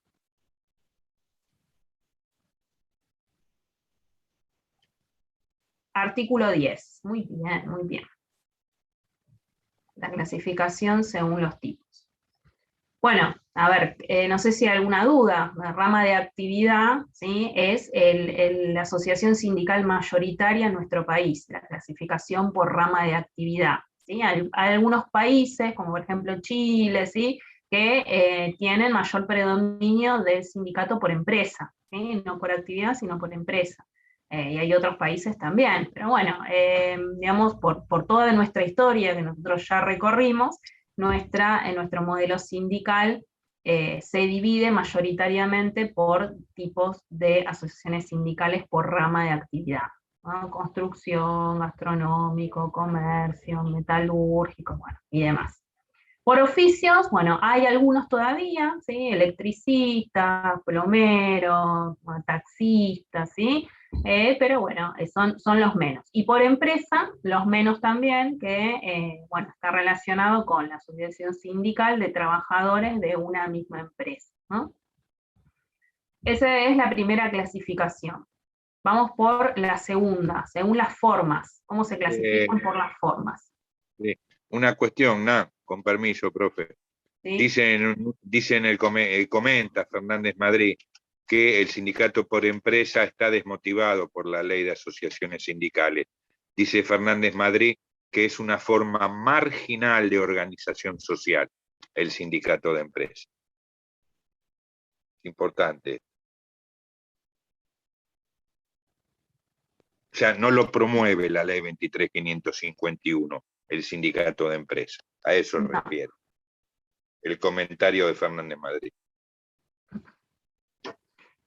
Claro, hace alusión a que tienen algunas conquistas más individualizadas en esas empresas, ¿no? O sea, no estaría buscando como el bienestar general del trabajador, ¿no? Se tiende más a la promoción individual. Exactamente. Claro. Bueno, vamos a la clasificación por las formas. También tenemos 3, de primer grado, de segundo grado o de tercer grado. Las asociaciones de primer grado son los sindicatos o uniones. Sindicatos o uniones. Nuclea al conjunto de trabajadores también de una misma actividad. Y la diferencia entre sindicato y unión tiene que ver con la representación geográfica. Las uniones tienen mayor representación geográfica de una misma actividad, mientras que los sindicatos tienen una representación geográfica más limitada. De primer grado. De segundo grado son las federaciones.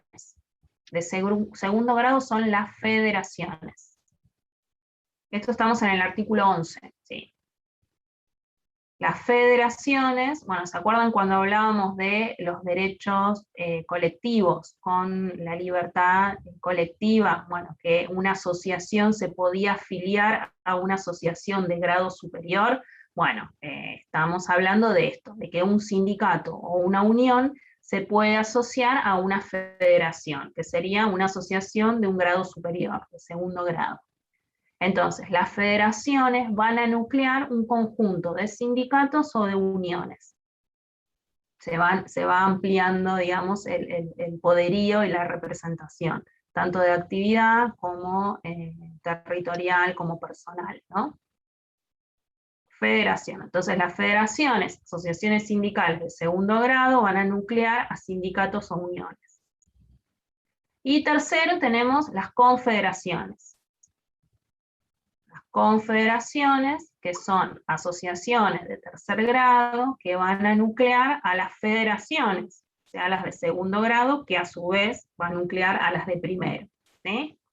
Hacemos como una pirámide, donde la base es primer grado, segundo grado y tercer grado. Nosotros tenemos en nuestro modelo sindical una sola confederación. ¿Cuál es?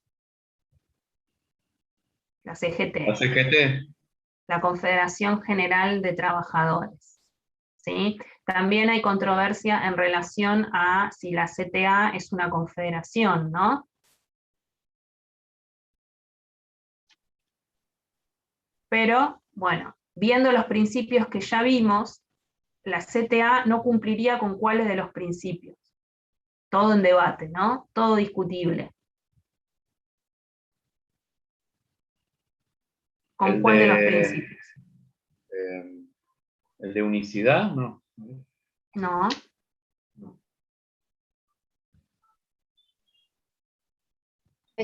¿Puede ser el de pureza, profe?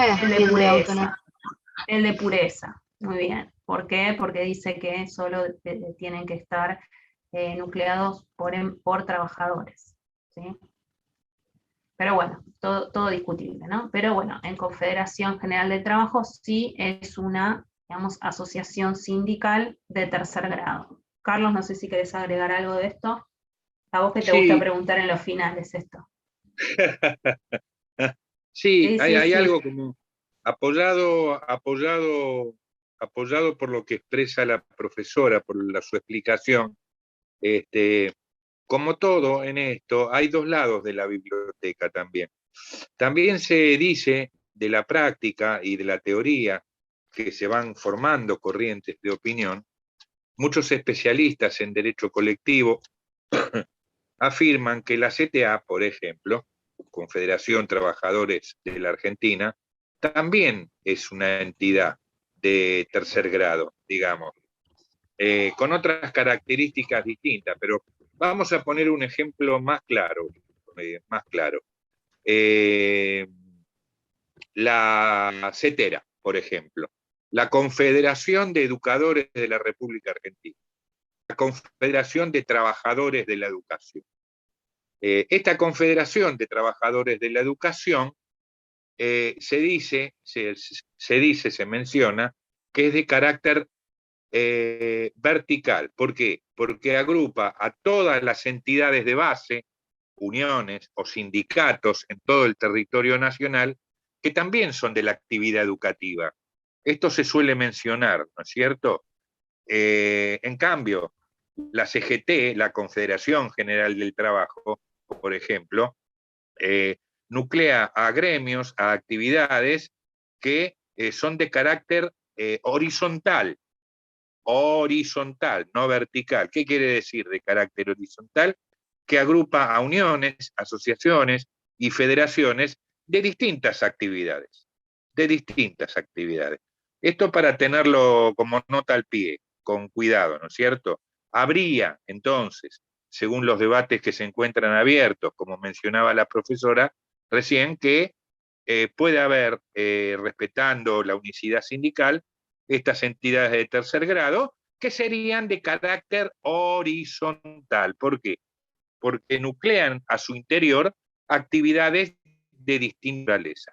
En sentido contrario, estaría, por ejemplo, la Confederación de Trabajadores de la Educación, la CETERA, que sería una entidad de tercer grado, pero de carácter vertical. ¿Por qué? Porque nuclea a federaciones, a uniones y asociaciones de todo el territorio nacional en materia educativa, ¿no es cierto? No sé si se explicó, no sé si me expliqué lo suficiente, chicos. Sí, profe. Bien. Bueno, vamos a saltar un poquito a, no sé, bueno, si hay alguna duda de la división por los tipos o por las formas. ¿Entendió? Pasamos entonces a los órganos deliberativos, que es otro tema importante dentro de la ley, ¿no? Está en el artículo 19. Perdón, Nancy, perdón. ¿Sí? Una ayuda para las chicas y los chicos. Por favor, los tipos en el artículo 10 y las formas en el artículo 11, no los confundan. Se suelen confundir en el parcial y en los finales. No metan la pata con esto. Artículo 10, tipos. Artículo 11, formas. Sí, pasamos entonces a los órganos deliberativos. Las asociaciones sindicales tienen dos tipos de órganos deliberativos, que son las asambleas y los congresos. Tanto las asambleas como los congresos pueden ser ordinarios o extraordinarios. Vamos a la primera división, asambleas o congresos. Las asambleas están conformadas por los afiliados, ¿sí? O sea, las asociaciones sindicales pueden llamar asamblea, ¿sí? Que pueden participar la totalidad de los afiliados. Y pueden ser ordinarias o extraordinarias, ¿sí? Ordinarias son anuales y extraordinaria es cuando, digamos, de alguna forma es necesario reunirse, ¿sí? Realizar una asamblea de afiliados por alguna cuestión en particular. Entonces, esas son las extraordinarias. Después, bueno, están las formalidades también de cómo se debe llamar a una asamblea extraordinaria, en qué casos y demás. Pero bueno. Profe, Y después, perdón, no escuché lo que dijo sobre las ordinarias. las asambleas ordinarias son anuales. O sea, anualmente las asociaciones tienen una asamblea ordinaria. ¿Sí? En esa Como asamblea, obligatoria, digamos. claro, sí, en esa asamblea ordinaria es donde, digamos, la asociación sindical da cuenta, da respuesta, digamos, de su accionar y de su, digamos, de su plan de acción, podemos decir, de los resultados, por ahí anuales, ¿sí? A sus afiliados, en una asamblea, digamos, ordinaria. Los órganos deliberativos están en el artículo 19. Y después, por otro lado, tenemos los congresos, ¿sí? Los congresos también pueden ser ordinarios o extraordinarios, y los congresos es cuando los que participan de esos congresos son representantes sindicales electos. ¿Sí? Entonces, asamblea, los afiliados, congresos, los representantes sindicales, los delegados, los que tienen mandato. ¿Sí? Bueno, esos se reúnen también anualmente y también de manera extraordinaria cuando surge, digamos, la necesidad de hacerlo. Entonces, esos son los órganos deliberativos de las asociaciones sindicales. ¿Por qué son órganos deliberativos? Porque la mayoría de los estatutos determinan, digamos, en estos órganos la posibilidad de resolución de determinadas controversias.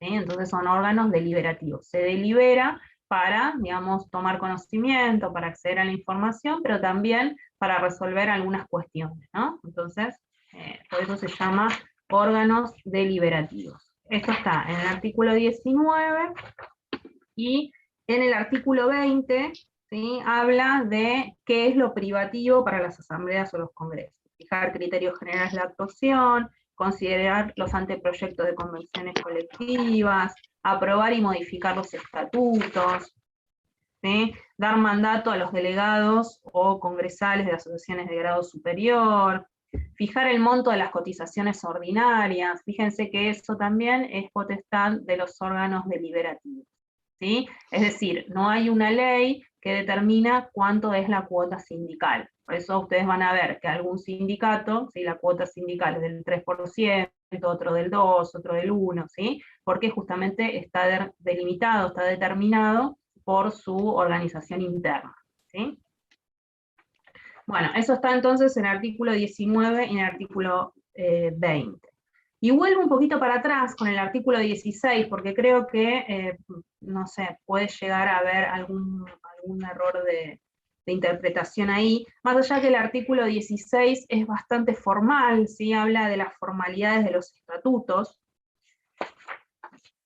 Dice, bueno, que debe tener la denominación, el domicilio, bueno, todo eso me parece que es bastante fácil, la actividad, el oficio, los derechos y obligaciones de los afiliados, pero me paro en esto de que los estatutos también deben determinar el procedimiento para separar a un afiliado, ¿sí? El procedimiento de separación de un afiliado tiene que estar determinado entonces en los distintos estatutos de las distintas asociaciones sindicales, es decir, no se puede encontrar un sindicato con una situación en donde se quiere desvincular a un afiliado sin estar contemplado en su estatuto, ¿no?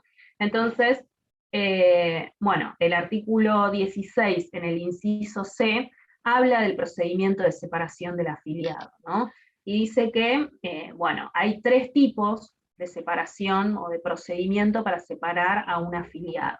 La suspensión, la expulsión o la cancelación.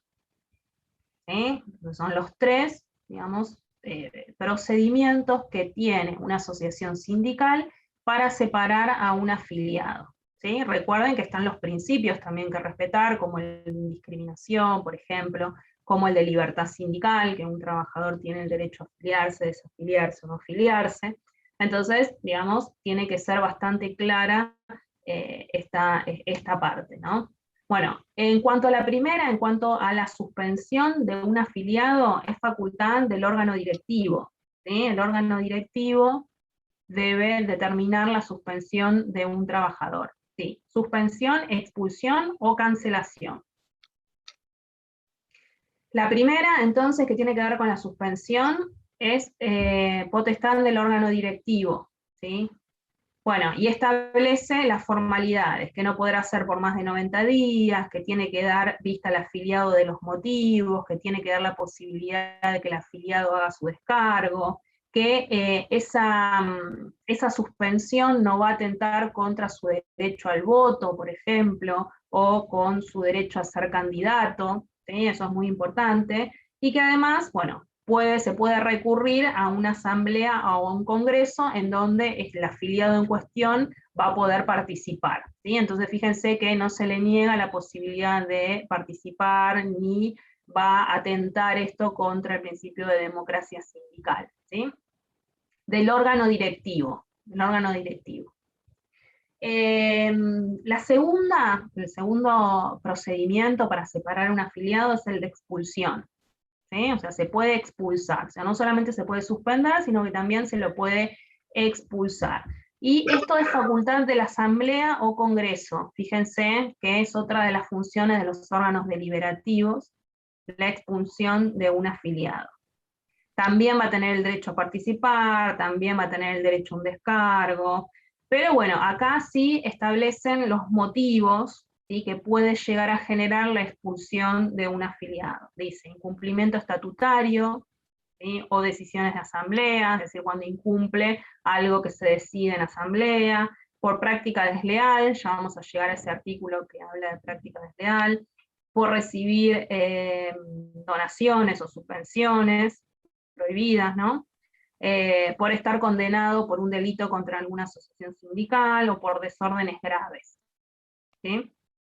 Y después tenemos la cancelación. La cancelación, digamos, tiene que ver más con el cese del desempeño de la actividad, salvo por jubilación, enfermedad o accidente, que la afiliación, digamos, persiste durante 6 meses, ¿sí? O sea, si una persona, digamos, se jubila, se enferma, tiene un accidente, bueno, puede persistir en la afiliación por 6 meses, puede ser más, digamos, de acuerdo, digamos, a estas reglas estatutarias, ¿no? Que cada asociación puede llegar a definir.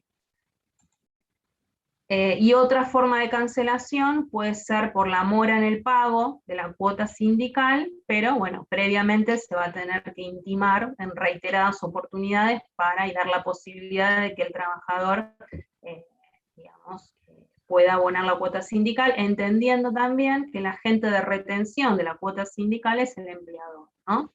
Entonces, bueno, eso hay que tener en cuenta al momento del procedimiento de separación del afiliado. Profe, Sí. perdón, eso te quería preguntar. ¿El tema de la cuota sindical no se retiene en el recibo de sueldo? Claro. O a veces no? Sí, el agente de retención es el empleador, ¿sí? El empleador es digamos, el que tiene la obligación de retener. Por eso, Claro. a veces la mora no es, digamos, algo del trabajador, pero bueno, igualmente se tiene que intimar a la empresa, se intima al trabajador para que se regularice esa situación, ¿sí? Claro, por eso si el empleador no paga la cuota, el perjudicado sería el trabajador. Claro, pero el trabajador es el que tiene que accionar y tiene Claro. que intimar al empleador para que cumpla, ¿no? Bien, gracias. No, de nada. Eso estamos en el artículo 16, inciso C, perdón. Bueno, me detuve ahí porque creo que en eso quizás es como más finito y es importante para que lo tengan. El resto son, digamos, las formalidades que debe contener un estatuto. Sí. ¿Quién tiene la potestad, la facultad de cancelación? ¿También la asamblea? La facultad de cancelación. Sí, puede ser la asamblea o puede ser por el mismo estatuto, ¿sí? El mismo estatuto puede determinar cuándo se cancela. Si no, también las asambleas o los congresos, que son los órganos deliberativos, en caso de duda, pueden también resolver esas cuestiones. Perfecto, gracias. Si el empleador se niega a abonar, se lo tiene que intimar, ¿sí? Se lo intima judicialmente, mediante telegrama, ¿sí? Se iniciará una acción judicial. Es lo mismo que, por ejemplo, no pague los aportes, ¿no? Bueno, creo que no van a tener mayores dificultades con las otras formalidades de los estatutos, igualmente, bueno, lo leen el sábado si no lo vemos. Vamos al artículo 17, que habla de la dirección y la administración de las asociaciones sindicales. Y estamos hablando de los órganos, ¿sí? De los órganos directivos. Y dice que los órganos directivos de una asociación debe estar conformado por 5 miembros, que van a ser elegidos, que van a durar en el cargo 4 años, y que pueden ser reelectos. Pueden ser reelectos indefinidamente, no establece, digamos, un plazo. Entonces, 5 miembros, el mandato dura 4 años, y pueden ser reelectos. El artículo 18 habla de las formalidades, ¿sí? Para formar parte de un órgano directivo, mayor de edad, no tener inhibiciones civiles y penales, estar afiliado, con 2 años de antigüedad en la afiliación, y en la actividad durante 2 años también. Bueno, eso son las formalidades del órgano directivo. Acuérdense que el órgano directivo es el que tiene la facultad de suspender a los afiliados, ¿sí? Ya llegamos a lo de los delegados. Bueno, asambleas y congresos en el artículo 19, y bueno, y vamos a esta tercera clasificación que nos quedó ahí colgado, cuando hablábamos de tipo y hablábamos de forma, vamos al artículo 21, ¿sí? Que es la clasificación según su inscripción. Según su inscripción. Tenemos 2. Tenemos las asociaciones sindicales simplemente inscriptas, y las asociaciones con personería gremial. Entonces, la clasificación según su inscripción, simplemente inscriptas o con personería gremial. Hablábamos que todos los trabajadores tienen el derecho a constituir sus asociaciones sindicales, ¿sí? Esas asociaciones sindicales que cualquier trabajador, ¿sí? Cualquiera de nosotros nos podemos reunir siempre dentro del ámbito de respeto de los tipos y de las formas de asociaciones sindicales y de las formalidades, ¿sí? Tienen que estar inscriptas en el Ministerio de Trabajo, ¿sí? El Ministerio de Trabajo va a revisar estas formalidades, que sea de trabajadores, que tenga un estatuto, cuáles son los afiliados, ¿sí? Bueno, las demás formalidades, y si cumple con las formalidades que determina la ley y no atenta contra ninguna otra ley, se le va a otorgar la personería, la simple inscripción, ¿sí? O sea, se le inscribe. Ya puede empezar a funcionar como un sindicato, ¿sí? Pero bueno, todavía no va a tener la personería gremial, porque la personería gremial se le va a otorgar a la más representativa, esto de lo que veníamos hablando, ¿no? Aquella que tiene la mayor cantidad de afiliados cotizantes. Y habla el artículo 21 de cuáles son las facultades de los sindicatos con inscripción, con simple inscripción. O también, bueno, personería jurídica, también hablamos de la simple inscripción, ¿sí? O sea, el Ministerio de Trabajo le va a otorgar un número de personería jurídica, ¿sí? Bueno, y dice en el artículo 23 que puede peticionar y representar a solicitud de la parte los intereses individuales de los afiliados, ¿sí? Ese es el sindicato con personería jurídica. Representar los intereses colectivos solamente cuando no hubiera en la misma actividad o categoría una asociación con personería gremial, solamente en ese caso. Puede promover la formación de sociedades cooperativas, de mutuales, el perfeccionamiento de la legislación laboral, y puede imponer cotizaciones a sus afiliados, ¿sí? Bueno, el artículo 24 habla de las formalidades, del estatuto, de cómo se debe conformar los órganos directivos, bueno. Y el artículo 25 va a hablar de las asociaciones con personería gremial, ¿sí? La más representativa. Siempre y cuando tenga los 2 requisitos que habla en el inciso A y en el inciso B. La primera, se encuentre inscripto, ¿sí? Y haber actuado durante un periodo no menor a 6 meses. Y la otra es que afilie al más del 20% de los trabajadores que intente representar. ¿Sí? Esos son, digamos, los dos requisitos para obtener la personería gremial. Bueno, los demás artículos hablan de las formalidades, ¿sí? que tiene que ver con la inscripción de la personería gremial.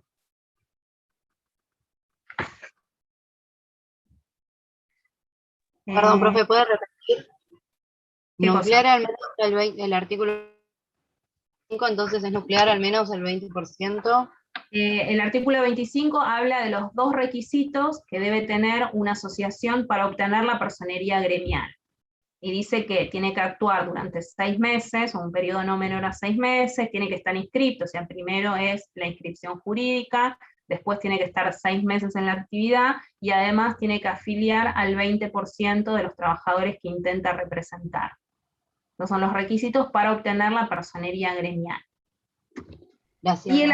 Y el artículo 31 es muy importante porque habla de los derechos exclusivos de las asociaciones con personería gremial.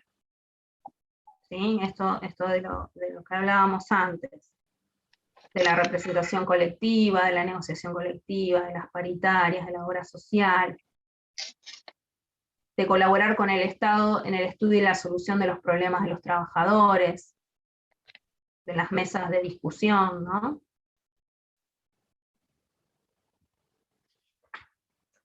Fíjense después en el comentario del artículo 31, es muy importante porque, bueno, de cada uno de los puntos hace una aclaración, o agrega, amplía, de qué habla cada uno de esos incisos, ¿no?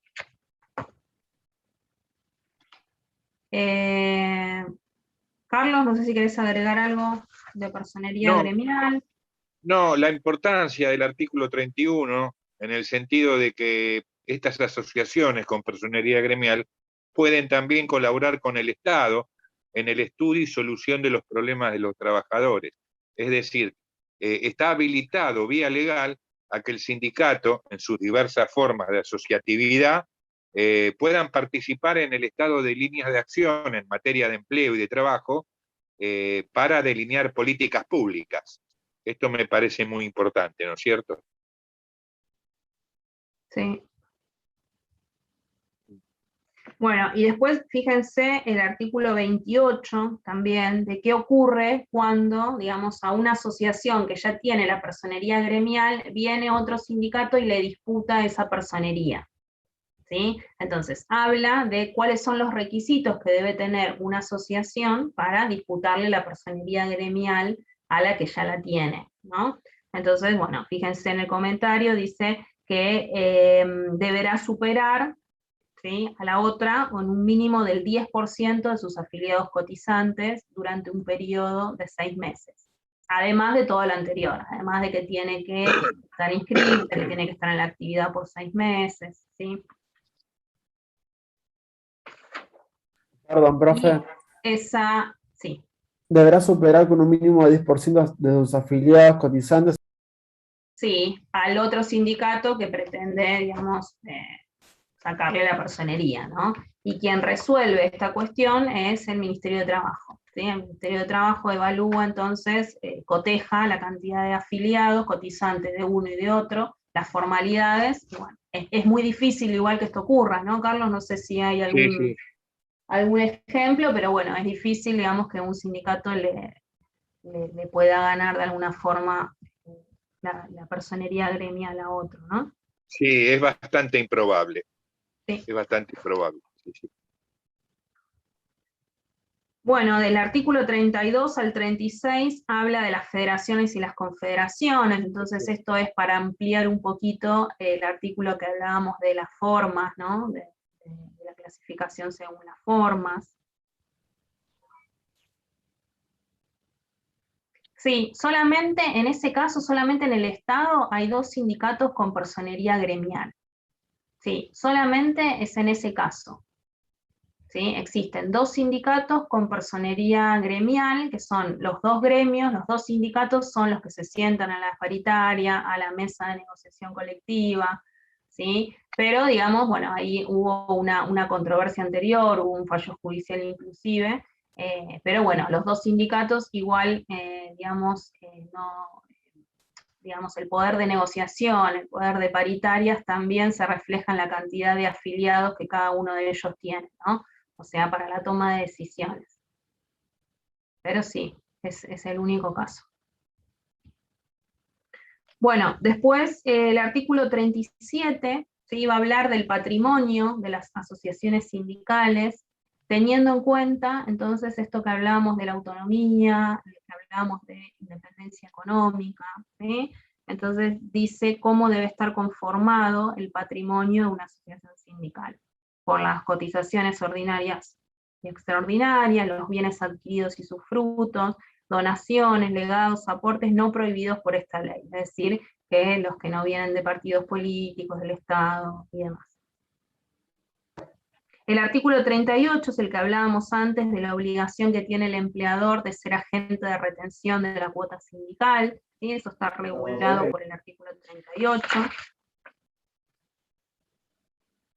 Y vamos entonces rápidamente al artículo 40, que habla de la representación sindical en la empresa, ¿sí? Habla de los delegados de base, habla de cuáles son los requisitos para que un trabajador se pueda convertir en un delegado sindical, ¿sí? Cuánto dura su mandato, bueno, a ver, en el artículo 41 habla de los requisitos, ¿no? Muy bien, estar afiliado, bueno, tener 18 años de edad, que son requisitos formales para que un trabajador se pueda convertir en delegado. El artículo 42 habla del mandato, esto que hablábamos antes, que es de 2 años, ¿sí? Y podrá ser revocado ese mandato por disposición de la Asamblea.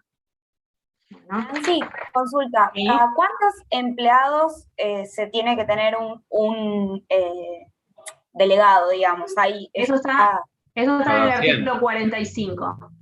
¿Sí? En el artículo 45, lo que pregunta la compañera, de 10 a 50 trabajadores, un representante, de 51 a 100, 2 representantes, de 101 en adelante, un representante, digamos, cada 100, ¿no? Bueno, después dice que si hay más de un turno, tiene que haber representantes en cada uno de los turnos. ¿Sí? Eso está en el artículo 45.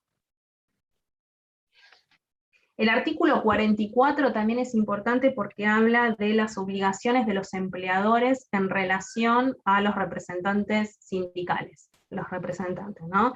Y esto también lo hablábamos antes, que la obligación de los empleadores, que lo establece el artículo 44, de darle un lugar, ¿sí? Para que, digamos, se puedan reunir, concretar las reuniones periódicas con esos delegados, concederle un crédito de horas, ¿sí? Bueno, todo eso, entonces, forma parte del artículo 44, que tiene que ver con las obligaciones. Bueno, lo mismo, no podemos detenernos en cada uno de los artículos como hacemos en las clases presenciales, me encantaría, pero no nos dan los tiempos, ni la concentración por este medio, pero bueno, les pido que lean los artículos, si hay alguna duda, si surge algún problema, digamos, de interpretación o algo, el sábado lo revisamos. El artículo 47, el principio de tutela, 47, 48, 49, 50, 51, ¿sí? Todo ese capítulo va a hablar de tutela sindical, cuáles son los alcances entonces de la protección de los representantes sindicales.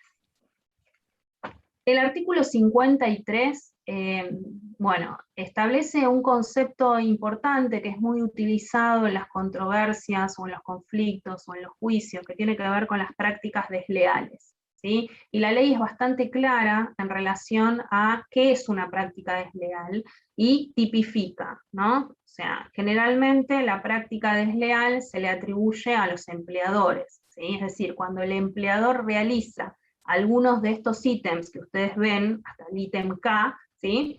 Tiene que ver con las prácticas desleales, subvencionar, intervenir, promover la afiliación de los trabajadores, ¿sí? Promover la afiliación a un determinado sindicato, promover que no se afilien, rehusarse a negociar colectivamente, bueno, ¿sí? Todos esos puntos tienen que ver con las prácticas desleales, ¿no?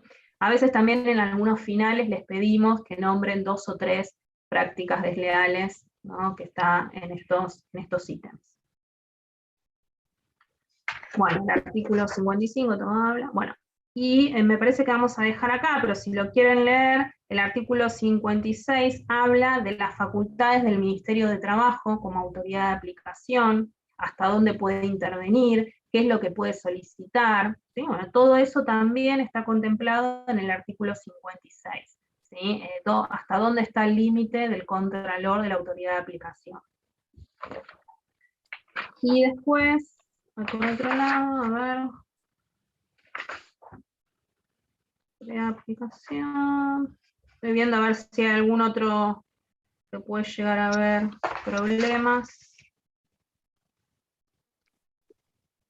El artículo 62 habla de las competencias judiciales de la Cámara Nacional de Apelaciones del Trabajo, ¿sí? O sea, ¿cuáles son los alcances del Ministerio de Trabajo en el artículo 56? ¿Y cuáles son los alcances de la intervención judicial en el artículo 62? ¿Sí?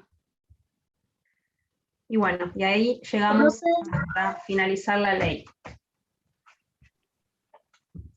Profe, ¿le hago una consulta? Sí. ¿El sábado qué van a ver? Porque yo trabajo y no me voy a poder conectar para poder leerlo yo por mi parte. Sí, el sábado vamos a ver lo que es huelga, los distintos tipos de huelga, cómo se puede gestionar una huelga. Vamos a ver también encuadramiento sindical y convencional, que es uno de los conflictos más importantes dentro del derecho colectivo, derecho laboral colectivo. Vamos a ver cómo se resuelve también, quién lo resuelve. Bueno, vamos a ver si está el profesor Miguel Brisca, va a hacer un cierre de lo que es la parte histórica del 89 hasta el 2001, ¿sí? Como dijimos, él ya dio un pantallazo, pero quizás, bueno, quiere profundizar en ese cierre histórico. Bueno, eso es lo que nos queda. Gracias, Profe, profe. Sí. profe, ¿cuál fue el último artículo que dijo? Uy, ya me olvidé. ¿Cuál dije? El Competencias 62. judiciales. El 62. 62 de las competencias judiciales de Eso. intervención. Gracias. Bueno, entonces les pedimos que lean los artículos, que lean los comentarios, ¿sí? Anoten las dudas, y el sábado que viene, si tienen alguna, las repasamos. Mañana les vamos a estar mandando seguramente el ID con la contraseña, ¿sí? Para que puedan acceder. Va a ser el sábado a las 10, ya lo dijimos, pero lo repetimos, no es obligatoria la asistencia, no vamos a tomar lista, pero bueno, sí nos va a servir para explicar estos temitas que quedaron afuera. Igual van a entrar para el parcial, ¿sí? Creemos que los textos son bastante claros, pero bueno, igual es un espacio de encuentro, de debate, entonces por eso lo proponemos para el sábado. Así que bueno, por nuestra parte, les deseamos una buena semana y nos encontramos el sábado.